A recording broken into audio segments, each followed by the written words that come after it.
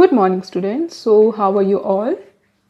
So, children, today I'm going to start a new chapter, chapter 8, Composition and Structure of Atmosphere. And in this chapter, we will discuss the composition of this atmosphere with the help of permanent gases of the atmosphere and structure of the atmosphere. In this, we will discuss the different types of layer of the atmosphere. So let's start this topic. So before started this topic, I have a question. What is the importance of the atmosphere? Because here we are discussing about the composition of atmosphere. So can a person live without air? No. We eat food 2-3 times a day and drink water more frequently, but breathe every few seconds. So what do you think? What is the importance of the atmosphere?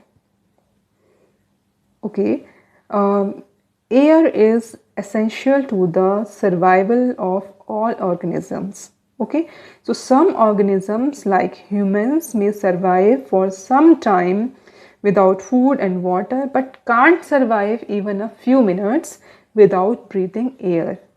So that shows the reason why we should understand the atmosphere in greater detail. Okay, so this is the importance of atmosphere. Okay, so come to the next question. What is atmosphere, or what do you mean by the atmosphere? So atmosphere is a mixture of different gases and it envelopes the earth all around, and it contains life-giving gases like oxygen for humans and animals and carbon dioxide for plants. Okay. Next question is, what is the average height of atmosphere? Do you know about it? No? Okay. So the air is an integral part of the earth mass, and 99% of the total mass of the atmosphere is confined to the height of 32 km from the earth's earth's surface. So the air is colorless and odorless and can be felt only when it blows as wind. Clear? Okay, so can you imagine what will happen to us in the absence of ozone in the atmosphere? No? Okay, so in the absence of ozone in the atmosphere, life is not possible on the earth's surface. Clear? Okay, so let's start our topic, composition of the atmosphere. Clear? So the atmosphere is composed of gases, water vapor and dust particles, and these three we will discuss later. Okay, so the proportion of gases change in the higher layers of the atmosphere in such a way that oxygen will be almost in negligible quantity at the height of 120 km, and similarly carbon dioxide and water vapor are found only up to 90 km from the surface of the earth. Now we can understand these gases with the table also, and now you can see the constituents of gases like nitrogen.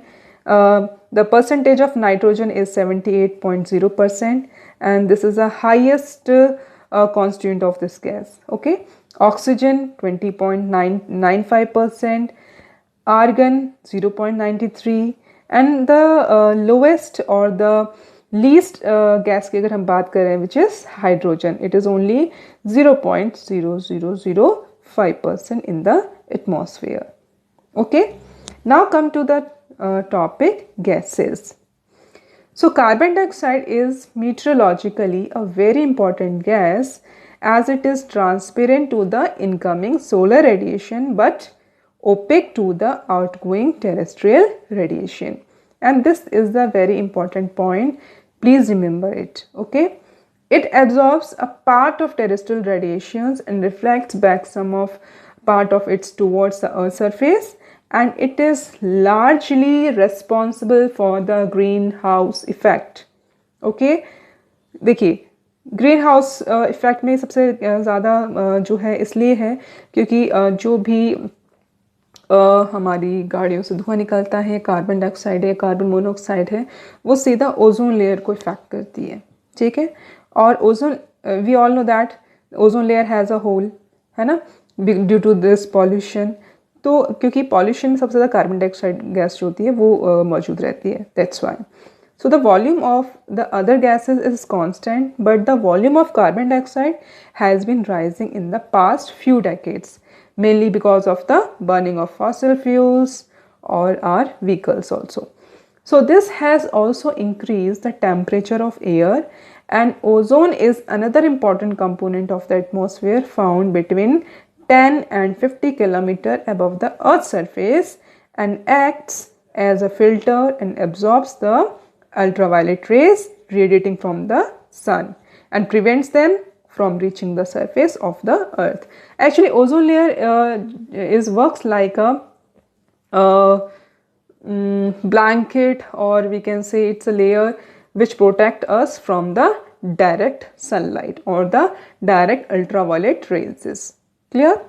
Next is water vapor. So water vapor is also a variable gas in the atmosphere which decreases with altitude, okay, and in the warm and wet tropics it may account for 4% of the air by volume.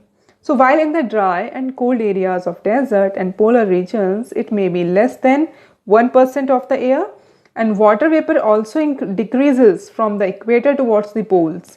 It also absorbs part of the insolation from the sun and preserves the earth's radiated heat.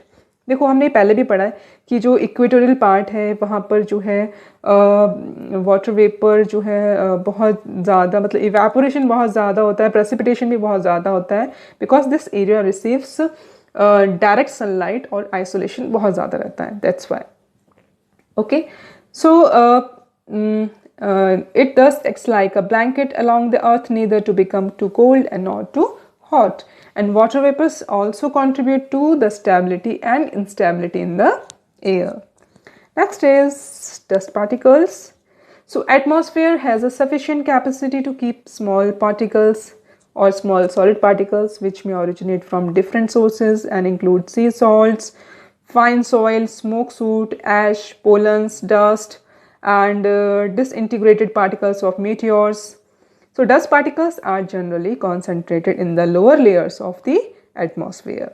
So yet conventional air currents may transport them to great heights. The higher concentration of dust particles is found in subtropical and temperate regions due to polar regions. Temperate region कौन सा है? It is 23.5 degree to 66.5 degree. Okay, so dust and salt particles act as hygroscopic nuclei around which water vapor condenses to produce clouds. Okay, so here we discuss the composition of atmosphere, and in that we discuss gases like carbon dioxide, ozone layer, water vapor, dust particles, and this topic is completed now.